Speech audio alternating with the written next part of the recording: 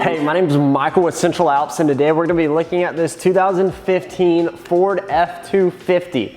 We put a 2-inch zone off-road level lift on the front with some 20x10 Moto Metal 962 wheels and a gloss black and milled finish with a negative 24mm offset and some 35x1250 R20 Fury Country Hunter RT tires in a 12 ply. Now, if you want more information on these tires and wheels, there will be a wheel matchup video somewhere. Please look at that. We'll give you all the details about those tires and wheels. But tips and tricks on this zone off-road lift. Super simple lift. It is a spacer lift. Basically what you do is you add a spacer to the bottom of your front axle spring perch.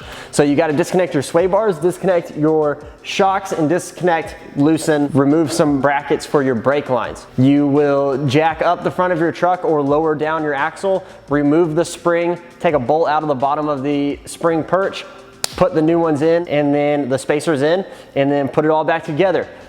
There's no real tips or tricks. That's about it. It's real simple. You can for sure do it in your driveway. It might take a little bit of time, but no doubt about it, you can do it, no cutting, anything like that. If you want more information on fitment, we will have a fitment video on what you have to trim and cut and bend and push and pull and tug.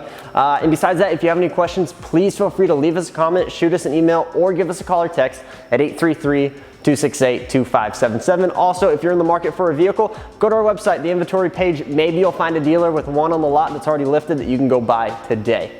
Again, my name is Michael with Central Alps, and thanks for watching.